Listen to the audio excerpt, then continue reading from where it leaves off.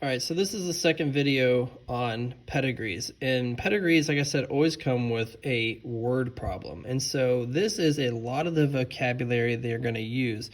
So we need to make sure that we are understanding these. The first one is going to be a sex-linked versus an autosomal question, okay? Now, the sex-linked is only dealing with the gender chromosomes. So as soon as they say sex-linked, or you see that they're using XX or XY, you know that that is a sex-linked question. Most of the time they will tell you, but I'm just telling you how to identify it. We have to remember here, XX is, of course, female.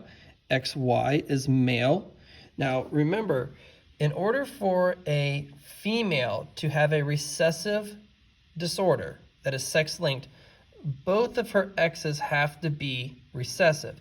In this case, she is not. So if this was a recessive sex-linked question, she would not have it.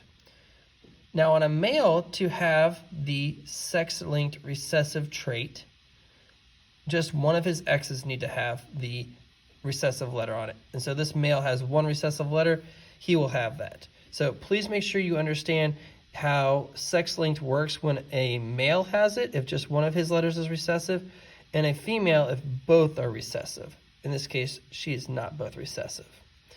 Now, they will tell you that it's a sex-linked question. Most of the time, these are questions that deal with like baldness, color blindness, hemophilia, but they have to say sex-linked. The other type of questions are called autosomal. Now, these are pretty much anything and everything. They deal with the other 22 chromosomes.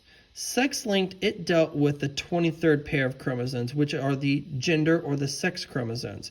If you ever look at a karyotype of a human, the very last pair is the ones that determine the gender, which the very last pair is 23.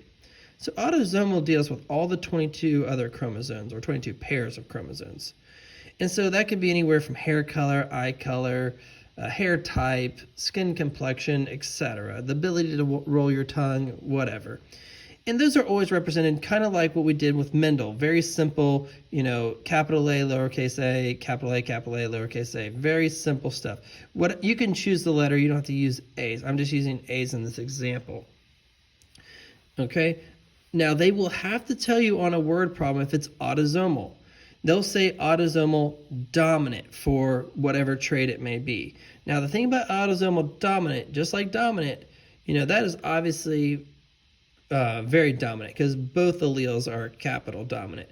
But this is still autosomal dominant because remember, there's a dominant trait or dominant allele with this recessive allele, so dominant will win, okay? So be very mindful when they say autosomal dominant. It can be this or this.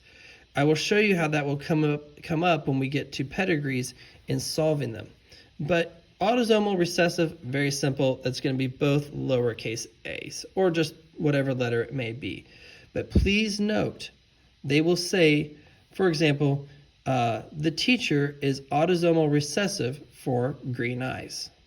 Okay, so autosomal recessive for green eyes, and you can change that to 2 lowercase g's or whatever you want to.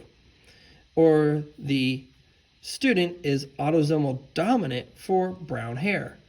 Okay. Jumping over to the sex, but going back to kind of the sex-linked recessive, you can see here for sex-linked recessive, for the female, both of her X's have to be recessive. For the male, just one of his. Okay, this is how you get affected males and females if they have a recessive disorder or trait. Sex-linked dominant, you can have this combination if you're a female, capital B, lowercase b, or uppercase B, uppercase B. But if you're a male, just one uppercase B, okay? Please make sure, if you don't know where I'm getting the male and female from, XX is the female gender chromosomes, XY is the male gender chromosomes. So I just want to stop here with the vocabulary. We're going to use this vocabulary in the word problems in a future video. But this is kind of just an introduction to that so you can be more prepared.